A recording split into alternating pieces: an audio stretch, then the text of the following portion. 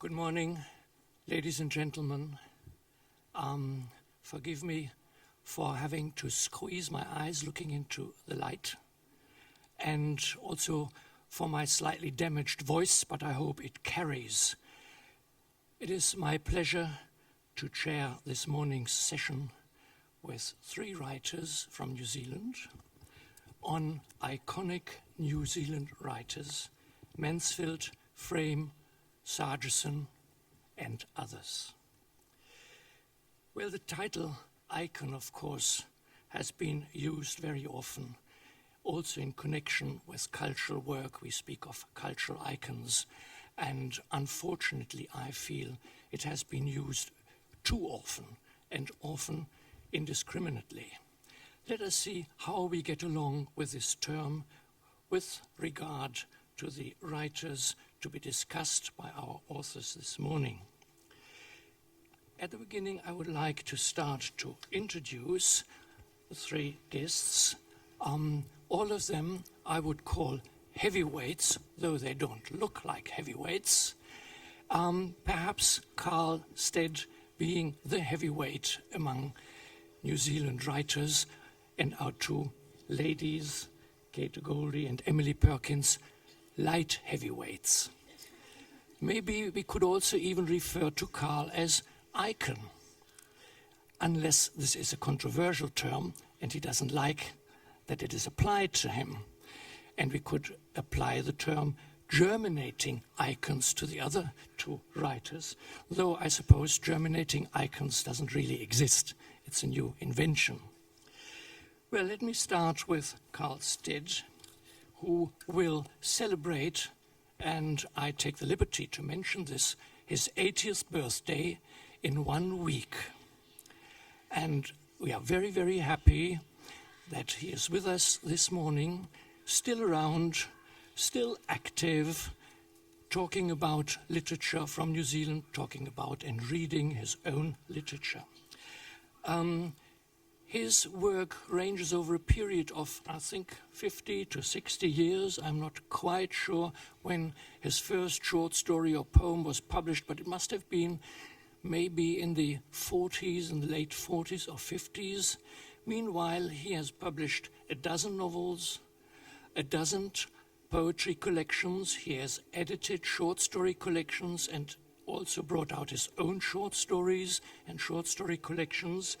And what I would like in particular to mention are three works where he has assembled his critical writing and diary notes and comments, more of giving you an impression of his career as not only a writer but also a critic.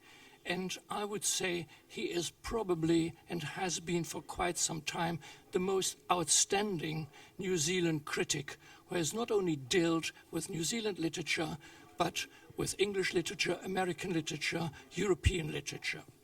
So these three books where he assembles many of his writings are called Kin of Place, The Writer at Work, and Book Self.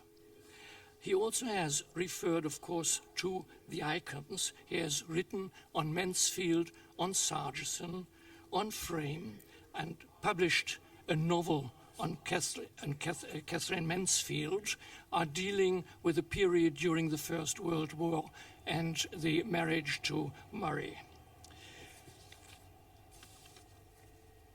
Our next second writer is Kate de Goldi. I would say the next generation or the next generation and a half younger than Carl. Kate has been very popular and still is popular as a person who has dealt and also written children's and young people's literature. Among her works, I would mention her first story collection called Like You, Really, in '94. So she, of course, being much younger than Carl, started writing much later, in the 90s, or published in the 90s. This is a story, this is a collection of stories dealing with the 50s in Christchurch, where she was born. And then this collection was followed by a number of novels, Sanctuary, Love, Charlie, Mike, dealing mainly with young people. And the latest is the 10 p.m. question, translated into German as Abends 10, just on the market. A wonderful story about the relationship of an adolescent boy and his mother. I should, of course, mention all the awards and prizes Carl has been given, and Kate as well as Emily, but there's fantastic information about that aspect of the writer's fame. And finally, I have Emily Perkins, born in Christchurch, slightly younger, so the youngest of the three, than Kate. And she has published so far 5 novels and a collection of short stories for which she won her first award in 1996, called Not Her Real Name. And I should perhaps mention the last 2 novels, as far as I'm informed: Novel About My Wife, Roman über meine Frau, translated into German, and also The Forest, 400-page family story of Die Forests, also translated into German, covering the fate of the members of the Forest family over a period of about 50 years. Emily also has a show on television called The Good Word, and had one, or it's still on, I don't know, the book show. No, that's not anymore, but all right. And so other media are being used to talk about recently published New Zealand literature. She has written essays, and she also edited a collection called Essential New Zealand Short Stories. Now, there is no lack of collections of New Zealand short stories, and I have not had the luck to have a look at it. I asked Penguin to send it, but obviously it was sold out. It's Victoria University Press. Okay. Yeah, then they must have looked at the wrong place. I got the wrong information. All right. So the New Zealand short story, of course, is a genre which has been known for many, many years in New Zealand literature. And you all know Catherine Mansfield, who many critics maintain, many readers maintain, was the first New Zealand writer and the first New Zealand short story writer.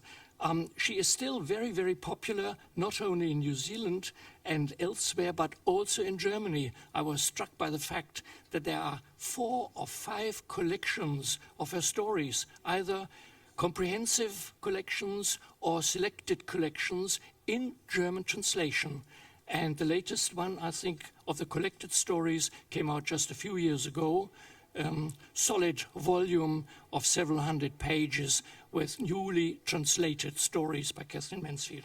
And since I talked about Emily's, whose book was in Victoria Press and not Penguin, and she suggested to read a passage from Catherine Mansfield, the first author mentioned in the title of this presentation. I would like to invite you to read a passage and also comment on it. And for those who would like to listen to the German version, make use of the earphones. We have the German translated version, which will be read out at the same time.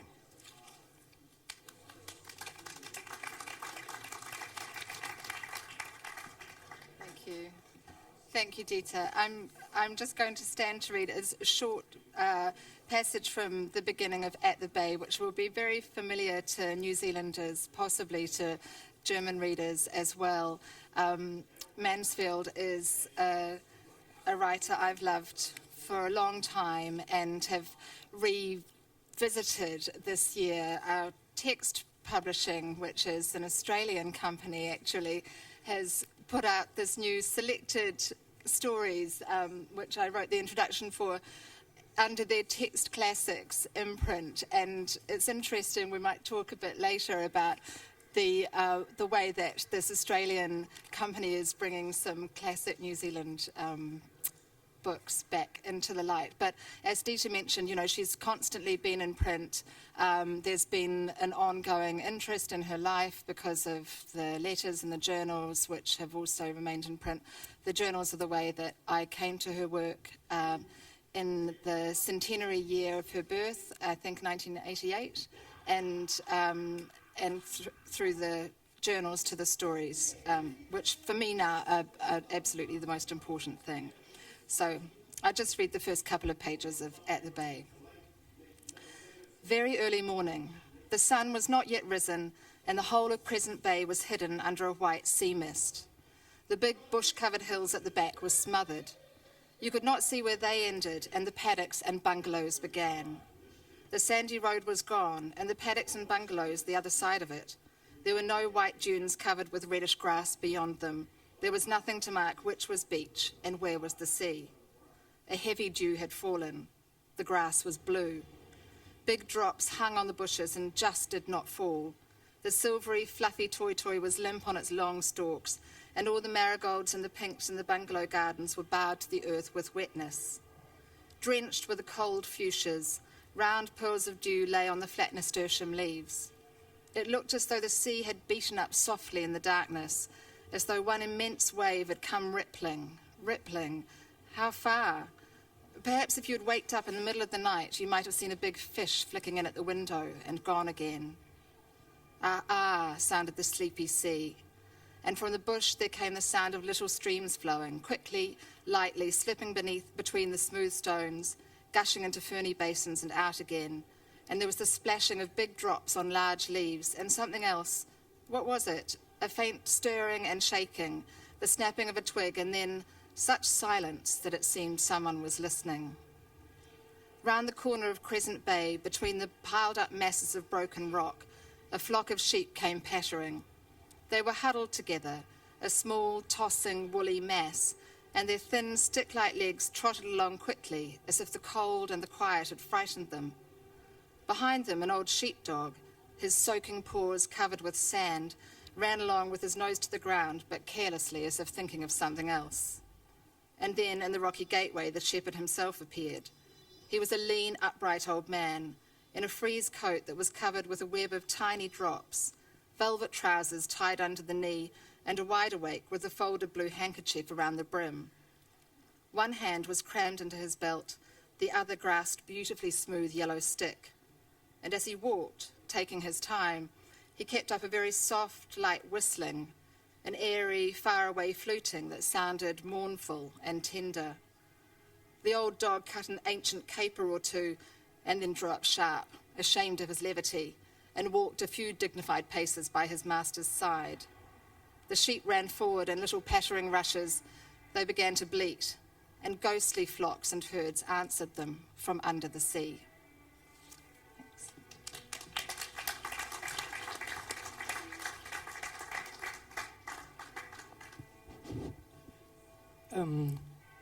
Comments.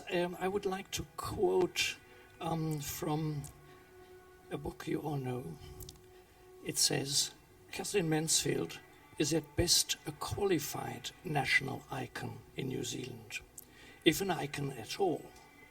Mansfield stands for elusiveness, instability, fragmentation, incompleteness, and absence.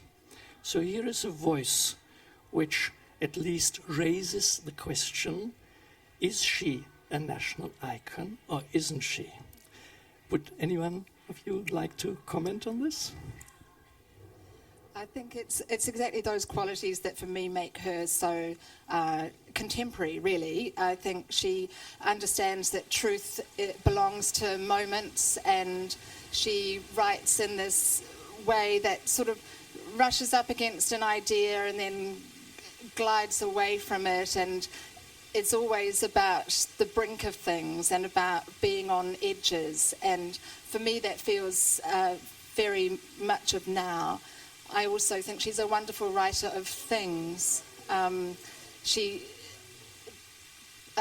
decorates her stories or populates them with items that have got a real, it's that modernist thing. They've got that quality, that numinous quality of seeming to be alive. And in that sense, she seems to me a very New Zealand writer because of the light in her work, even in her European stories. I mean, light's just crucial to what she describes and the way that she observes things. And I think that you get the sense, say, in a story like At the Bay, of its, although it's the shepherd's like this bizarre pastoral figure. He could be from, a constable or something like that. It's really a strange, old-fashioned figure. But at the same time, as soon as she evokes these tender, very slightly verging on sentimental moments, she'll veer right away from that and give you something very sharp and tightly observed. And I love the bit in that, I love two main things about that passage. One is the moment of the fish imagined flicking in at the window, which I think is a crucial moment that moves away from absolute realist description into the imaginative world and combines the two beautifully. And the other is the dog's paws covered in sand, because that locates it so very clearly in a New Zealand setting. Carl, in your novel, do you follow that track, sort of? If one can ask that question at all. It's a novel, after all. Is this working? Yeah. I won't talk about my novel. I'll just talk about Mansfield in relation to that story. I think the important thing is that as that story goes on, whole characters develop, and they're so real and they're so economically evoked. So that Stanley becomes real, and the mother, I can't remember what her name is, Emily, no, what is her name? Mrs. Burnell, yeah. That's what turns it into a significant work of fiction. But I think the thing about Mansfield is she died at the age of 34. And in a way, to look at a fiction writer who died at 34, you're really only looking at a prospect. She didn't live long enough to develop, but the whole of her ability, huge talent, but what we really have to thank John Middleton Murray for is that he didn't carry out her apparent instructions. Fortunately, they were rather vague. She said, "Destroy all that you do not use." But that left the decision to him. And there was a period, a period of feminist dislike of John Middleton Murray because he had exploited her leavings. I suppose he did make money out of them. But the fact is that he preserved them all. And if you go, as I do from time to time, to a Mansfield conference, you find what extraordinary riches there are buried in all these fragments that she left, and how much there is for people to make of them. And I actually think that her real talent is most apparent not in the stories, except in a very few stories, but in the letters and journals. because that is where, for me, she is a New Zealand icon in that material she left, which wasn't intended to be permanent at all. All right, thank you. Kate, any comment? I just think Emily and Carl expressed it perfectly. The only thing I would add, the word icon is so difficult and contested, Yes. but I would say the key part for me in that story is actually the sheep, because even though she was writing early in at least in our Pākehā settlement, the fact of the way New Zealand made its place in the world and its living and everything complex about that is right in there. I mean, she's absolutely clear about that in that story, despite everything else that's going on as well. And for me, it's often the moments of violence in her stories that make her a truly New Zealand writer. And also, I've been struck all over again as I've been rereading the domesticity of her stories, if not the kitchen table, at least family exchanges at the heart of a lot of the stories, especially the New Zealand stories. And that seems to me very consistent with the theme in New Zealand literature too. Yeah, thank you. I think a critic, I haven't come across a critic who sort of was as reserved as Robinson here about Janet Frame. Janet Frame, our second writer here in the session, seems to be so New Zealand in many ways, which one of course has to explain what that means, that critics haven't had any problem with that. Carl once wrote about her, that was after her death in 2004. He talks about her darkly comic skepticism, and also said her novels tended to be uncomprehending and unforgiving of those who were comfortable and at home in the world, which perhaps relates to some extent also to Catherine Mansfield. Maybe it is something representative in New Zealand writing, perhaps much more with Frame than with others. I'm not sure, but this is a point I would like to ask you about. Is this critique of those who feel at home, and the question of what is home, which has been of such importance to so many writers, especially, of course, in the 30s and the 40s, perhaps less so now. Any comment here?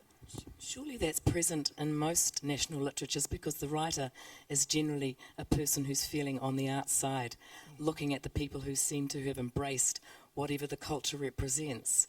But maybe it is very particular in New Zealand literature. I couldn't say. I think another connection maybe is the way that they both have a real hotline to childhood and to childhood fears. I mean, Frame's much more terrifying than Mansfield's appear, and death, of course, is really present in both writers' work, crucially so. But you could probably say that of writers of all kinds of nationalities. I guess I'd see that as a connection between them, that, when I think of the things in Frame's work, they're very spooky a lot of the time, and they're not glowing in any benign way. Well, I'm already thinking of the... I think the negative aspect in Frame is the weakness, actually, that when she turns her face against her characters, when she in effect satirizes her characters, as she does in parts of Living in the Maniatoto, which I still think is a terrific novel, but she's so negative towards them that she destroys their reality. And that, I think, is at the basis of the limits of Frame. I mean, we all recognise, I'm sure, that there was a sense in which Frame was a genius, and in everything she wrote, there are flashes of incomparable talent, genius, but they're always uneven, they're always, to me, imperfect. And it's because, I suppose, she was, in a sense, so damaged by the treatment she received from New Zealand and the misunderstanding that that there is a kind of blackness there. All right, I think we should move on. And Carl, you have already been now in the mood to talk, and I would like to invite you to read poems and introduce 2 new writers by reading the 3 poems. Right. Yes, I noticed that when this subject was proposed, the 3 iconic writers mentioned were Mansfield, Frame, and Sargeson, I think, were they? As usual, the fiction writers getting the being presented ahead of everybody else. For me, the most important writer, New Zealand writer, has always been Alan Curnow, and so I thought I would just say a little bit about. Actually, if I can say in relation to Frame, I remember years ago when I was in what was then PEN and is now the New Zealand Society of Authors, the subject came up of nominating someone for the Nobel Prize. The idea that if New Zealand writers collectively put somebody forward, there might be. And so we discussed who it should be, and I wanted it to be Curnow, but a clear majority favoured Frame. And so, from time to time I wrote the letter or somebody else wrote the letter. We nominated Frame year by year to the Nobel Committee. And of course you never hear back you hear rumours, but they don't write back and say, well, yes, we're seriously considering your nomination. But because of what I said a moment ago about the genius of Frame, and yet, as I saw, the limitation of almost everything she did, whereas I thought of Curnow at every stage as a complete talent, a talent completely used. And I remember I think it was 1984, when Jaroslav Seifert got the Nobel Prize for Literature. And Seifert's poetry translates wonderfully, so there's a wonderful charm there. He is the poet of Prague. And in a way, the Nobel Committee kind of gave the Nobel Prize to Prague through the medium of Seifert. And I thought then that the same thing could have happened. They could have given the Nobel Prize to New Zealand through the medium of Curnow. Anyway, I'm going to read 2 poems, an early and a late one. The first is written in the 1940s, and it's his, I suppose, nationalist period, when in poetry he sort of he gave his own sort of definition to New Zealand. This is quite a well-known poem called House and Land. Wasn't this the site, asked the historian, of the original homestead? Couldn't tell you, said the cowman. I just live here, he said, working for old Miss Wilson since the old man's been dead. Moping under the blue gums, the dog trailed his chain from the privy as far as the fowl house and back to the privy again, feeling the stagnant afternoon quicken with the smell of rain. There sat old Miss Wilson, her pictures on the wall, the baronet uncle, mother's side, and one she called the hall, taking tea from a silver pot for fear the house might fall. People in the colonies, she said, can't quite understand why from Waiau to the mountains it was all father's land. She's all of 80, said the cowman down at the milking shed. I'm leaving here next winter, too bloody quiet, he said. The spirit of exile, wrote the historian, is strong in the people still. He reminds me rather, said Miss Wilson, of Harriet's youngest Will. The cowman home from the shed went drinking with the rabbiter home from the hill. The sensitive nor'west afternoon collapsed and the rain came. The dog crept into his barrel looking lost and lame, but you can't attribute to either awareness of what great gloom stands in a land of settlers with never a soul at home. So that defines a period of New Zealand history. You could call it post-colonial or pre-post-colonial, where Curnow felt nobody was quite comfortable, nobody was at ease, but immediately there came a generation of writers who said, look, this is all bullshit, we feel entirely at home here and Curnow's wrong, and we have to move on. And I suppose New Zealand literature did move on, but that period was sort of beautifully captured by Curnow and poems like that. Curnow was born in 1911 in Christchurch. He lived his first 40, apart from a period in Auckland as a student, but he lived his first 40 years in Christchurch, and then at the age of 40 he moved to Auckland. He lived the next 50 years in Auckland, and there was a whole shift in his poetry. So the second poem I'm going to read is a very late poem, written from Lone Curry Road in Karikari on Auckland's west coast. And this is one of the late poems written in his 80s when he's clearly thinking about his own death. That's called You Will Know When You Get There. A very different style by now. You will know when you get there.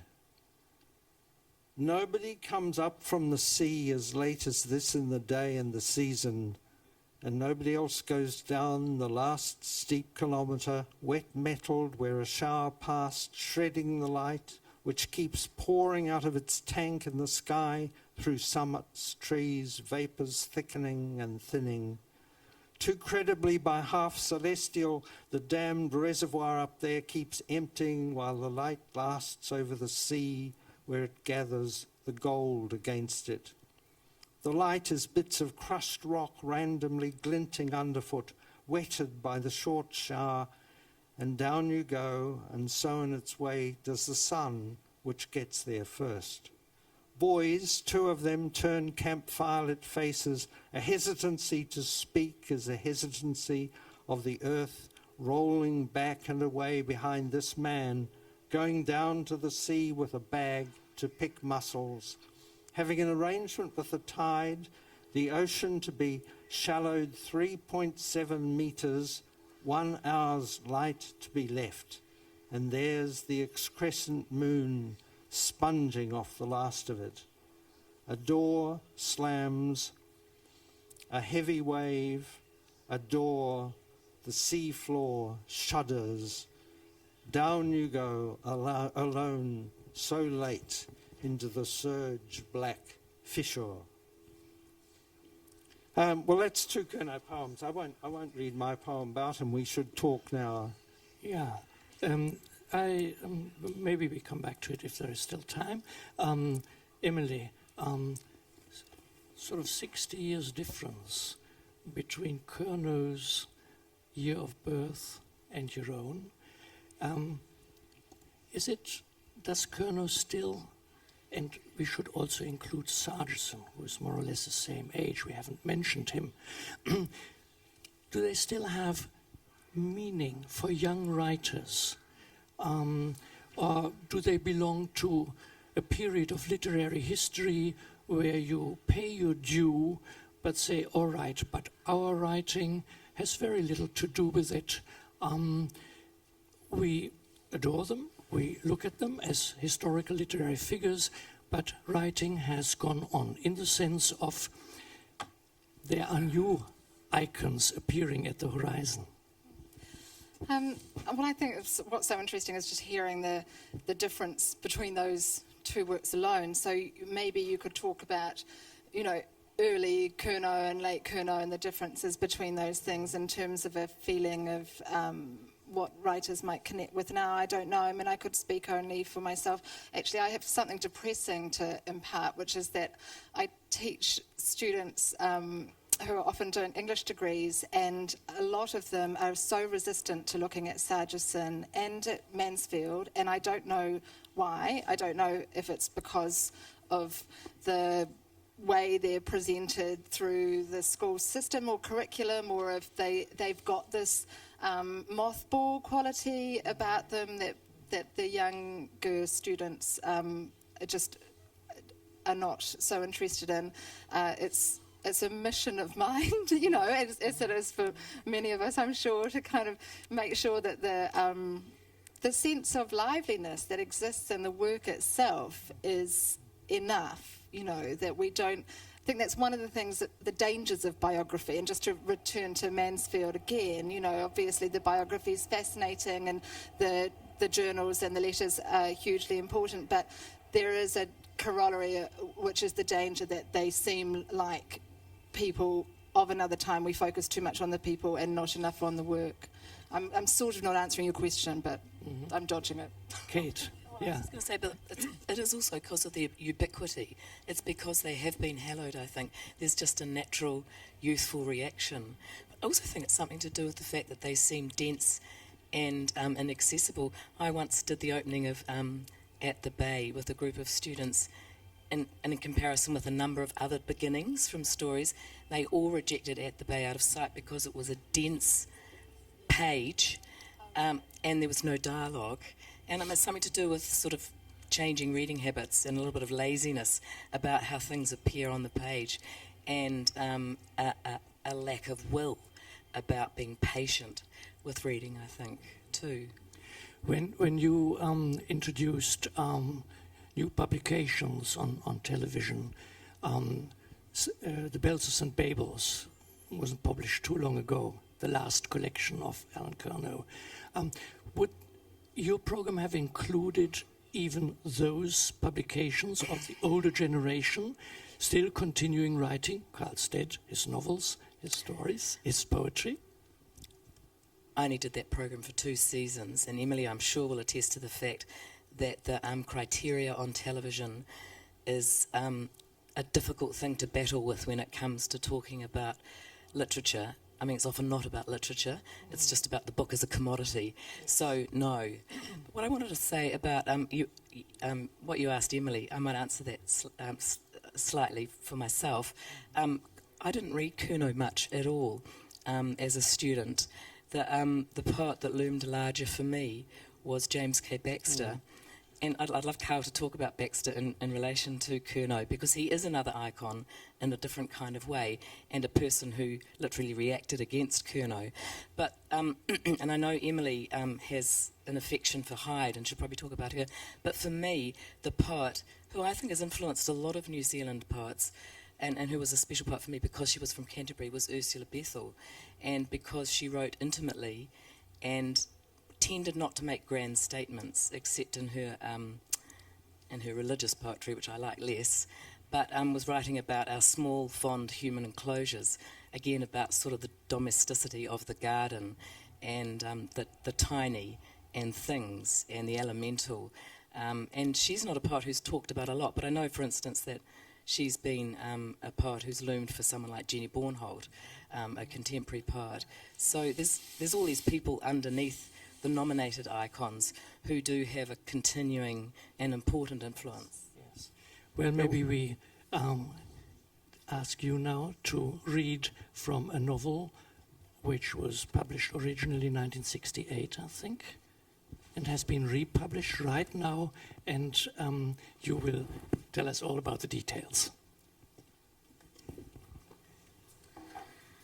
I think the thing I should say, excuse my voice, by way of introduction, is that it was the interesting thing here about this panel, because there they were, the 3 icons of New Zealand literature and all the others associated with them. But what I was uneasily aware of was that as a child and a teenager and an early adult formed by reading, it was none of those people who formed my imaginative landscape. I read heavily in, first of all, Anglo-American children's literature, and then American and Canadian and Australian literature before I came to the New Zealanders. And that's probably a reflection of my generation, which is somewhere in between Emily and Carl. I got a bit of Mansfield and quite a lot of Sargeson at school, but I was determinedly reading outside of New Zealand, and that was part of a cultural cringe that I think was occurring around my age, the age that I'm a sort of late baby boomer. And it wasn't until I got to university that I read Mansfield and Frame and Sargeson carefully and critically, and came to understand them kind of retrospectively and how they fitted into my imaginative landscape. They sort of confirmed it, but it was much later, so it was a different kind of experience. But the writer who really made an impact on me as a New Zealand writer was David Ballentine, who was introduced to me in the New Zealand writing course at Canterbury University in the early 1980s as part of a kind of large thesis about New Zealand writing that was adumbrated by Patrick Evans, known as the Slaughterhouse thesis of New Zealand writing, which I won't go into, but it has the killing of sheep at the centre of it. And David Ballentine was a revelation, and I'll explain a little bit later after I've read this why it fitted into my particular writing universe. Sydney Bridge Upside Down has been republished by Text Publishing in Australia, and we were commenting before how interesting it is that it's taken an innovative and active Australian publisher to bring back to New Zealand and to give to Australians and the world now, because Sydney Bridge has been published in German, books that have a significance in New Zealand writing history. The reason why this book was taken up by Text was because Michael Hayward came to our house and said, "Are there any great unsung New Zealand novels that need to be published?" And for many years in our house we'd been saying someone must publish Sydney Bridge Upside Down. So we raced and got it for him, and he duly published it. And it's great that it's been published in German. This is the opening of the book. I think the main thing is there's something American for me in David Ballentine, and he did in fact have quite a long correspondence. Was it with James Farrell, Carl? He was very interested in American proletarian literature, if you like, but something else entirely is going on in this book, which for me relates in a significant way to children and young adult literature. It's something to do with the voice. There was an old man who lived on the edge of the world, and he had a horse called Sydney Bridge Upside Down. He was a scar-faced old man, and his horse was a slow-moving bag of bones. And I start with this man and his horse because they were there for all the terrible happenings up the coast that summer, always somewhere around. I start with Sam Phelps and Sydney Bridge Upside Down, but now I go to a cliff top on a January day, a sunny afternoon, mid-afternoon. I was there with Dibs Kelly. Dibs said I was too scared to climb the dead tree. I put a hammerlock on him, and I shoved him to the drop from the cliff top to the rocks beside the wharf. "You know I won't climb that tree," I told him. I put on some pressure. Eh? "That hurts a bit," he said. "Give in then," I said. "No, answer the question first." "I told you," he said. "I don't know where Mr. Dalloway's gone for his holidays. Hey, that hurt." "I mean the tree now," I said. "What did you say about me in the tree?" "Nothing," he said. I told him what I could see. By pushing his head into the grass, I said, I could look over him and see the rocks, waves hitting the wharf piles, a dinghy swaying at the bottom of the funny steps near the end of the wharf. It was a long way down, I said, shifting my elbow from his neck. He pretended to cry. He made choking sounds into the grass. He coughed. "I'll tell you then," I said, loosening the hammerlock. "You know all right, but I'll tell you, boy." I explained why I wasn't climbing a tree that would fall over the cliff with a good push, let alone with me trying to get up it. So who wouldn't be scared to climb it? I'd be looking for a quick trick to the rocks if I climbed it. Anyway, I said, "Who did you hear crying like that?" "A girl," he said. "Which one?" "I don't remember." "Susan Prosser?" "I don't remember, Harry." "I've never heard anybody else crying like that," I said. "It happens all the time," he said. "You just don't hear them. Haven't you heard your mother crying?" "Not like that," I said. "You listen," he said. "When she comes back, you listen." "People cry differently," I said. "When my brother cries, he yells, he enjoys it. When I cry, it's because I'm gulpy and the damn tears start without me wanting them to, but I don't cry much." "My mother says she likes a good cry," Dibs Kelly said. "What about?" "Oh, anything." I was going to say I'd never heard my mother crying the way Dibs had been crying, nor did I think she would agree with Mrs. Kelly about liking a good cry. My mother was different from Mrs. Kelly. My mother did her crying in secret. I didn't say this, though, because Dibs humped me suddenly, and I had to let go of him. He'd hurt me. I staggered. He followed up fast and knocked me down. I got my knees working. He couldn't keep me pinned. "I'll dong you, boy," he shouted. As he came in, I caught him, my feet in his stomach. He went flying, smacked the dead tree pretty hard. The tree did not fall over the cliff. Dibs Kelly did.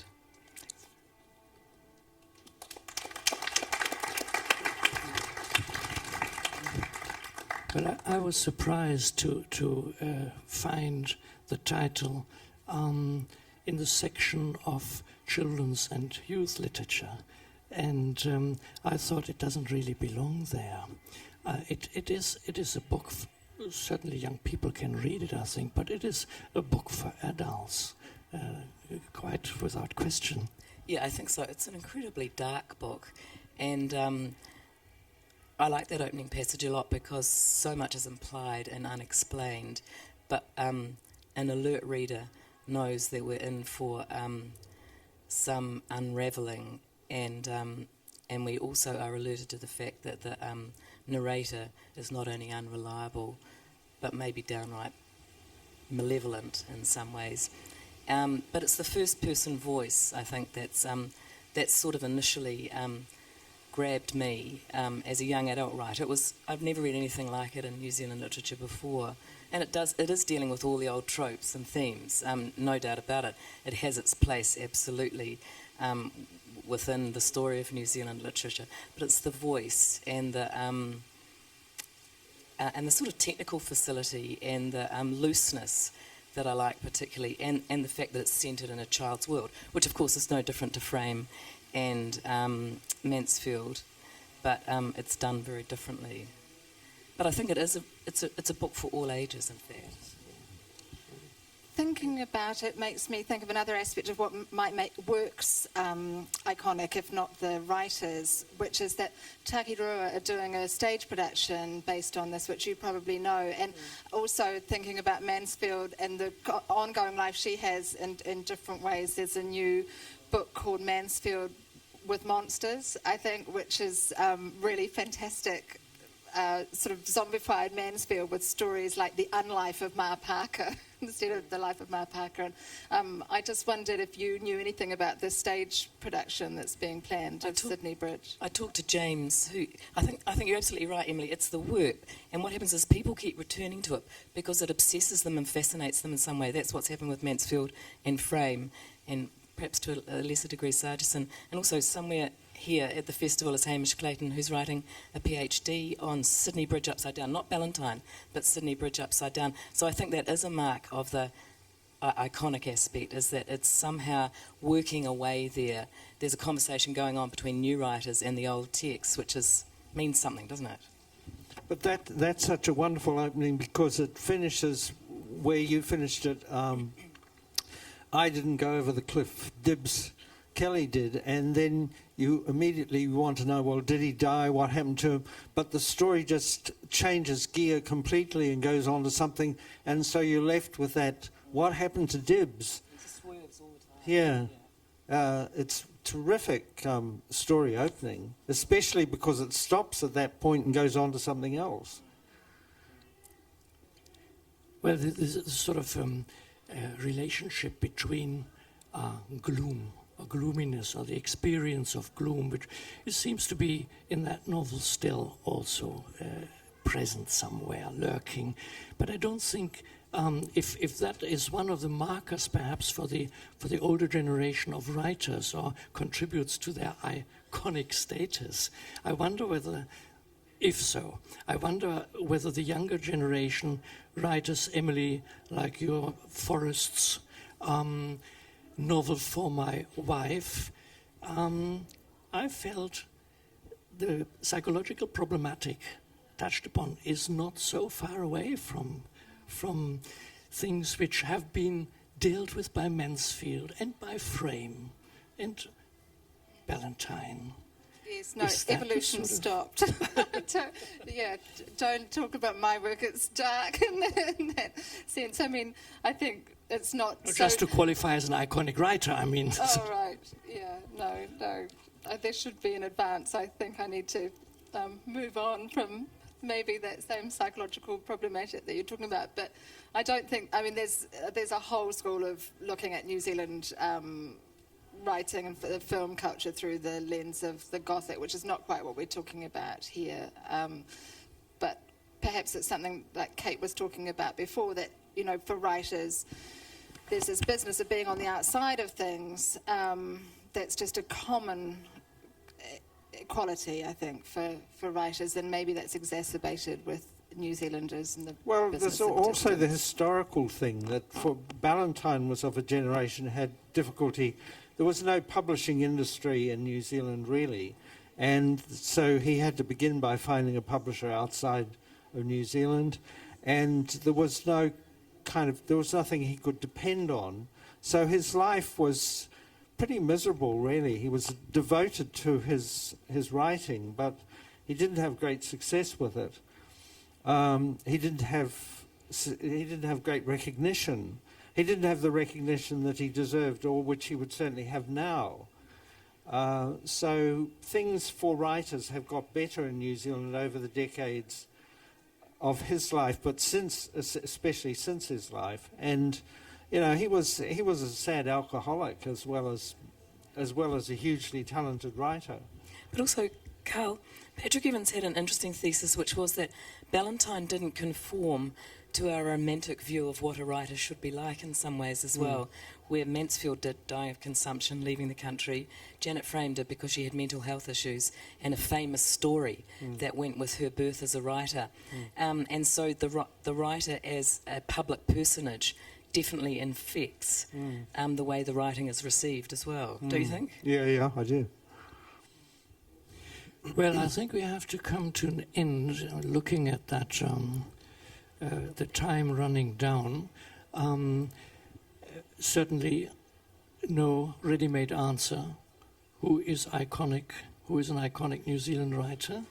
Of course, was the point of the Don't we session. have 10 minutes more?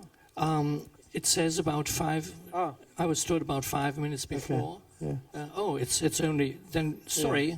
I sort of related to this, which obviously is the wrong thing to do.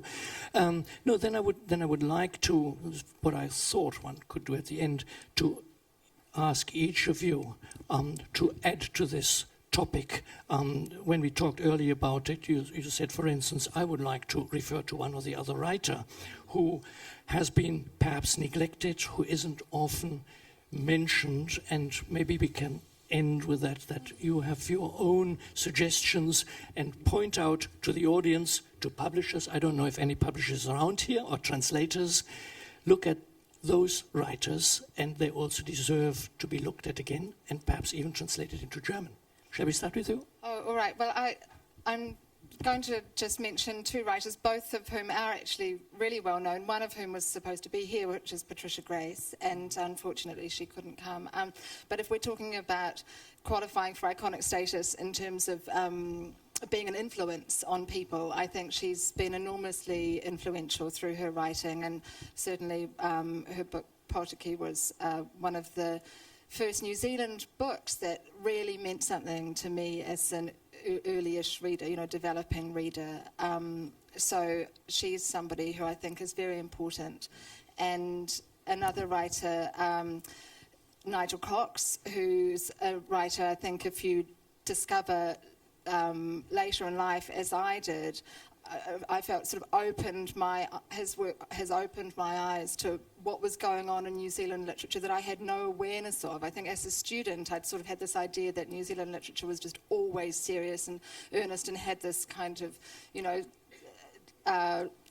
slightly bleak element. And his writing is just so full of audacity, actually, and a great sense of humour. So works like Skylight Lounge, or what's the one?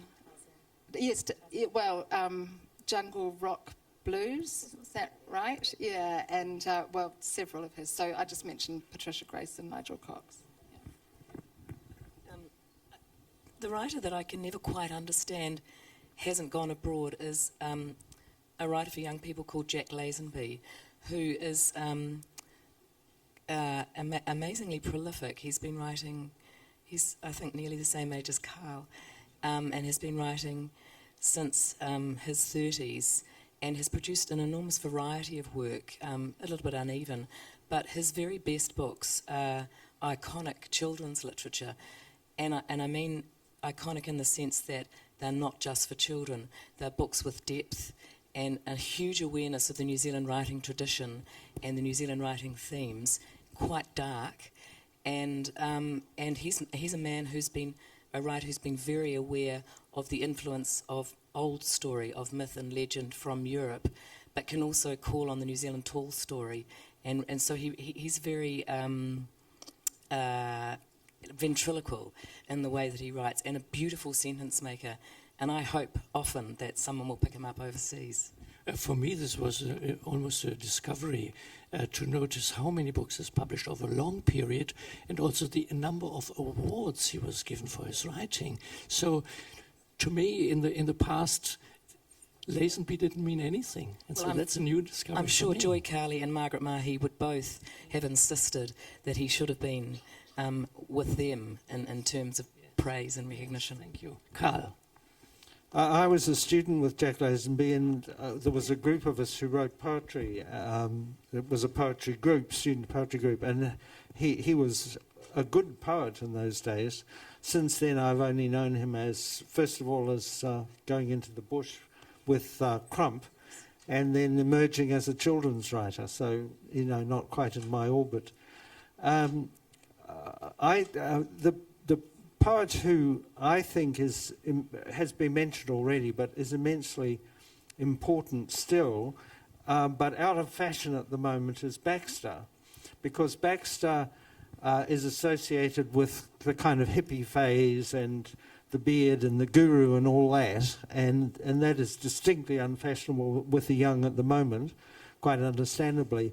But there is, he was such a natural poet. The talent was just huge, and his ability to construct poems, and the fact that he was so prolific. And the other one, who was equally prolific but not nearly as immediately accessible, but very important to me and should be important to New Zealand, is Kenrick Smitherman.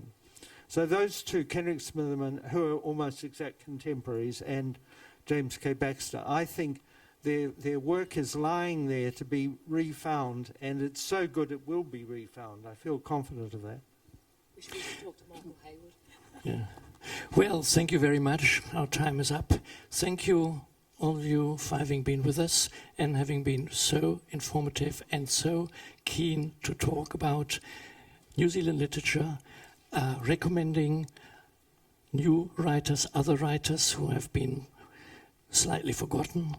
And thank you to the audience also for your attention and willingness to stay here and to listen and to be informed and educated. Thank you.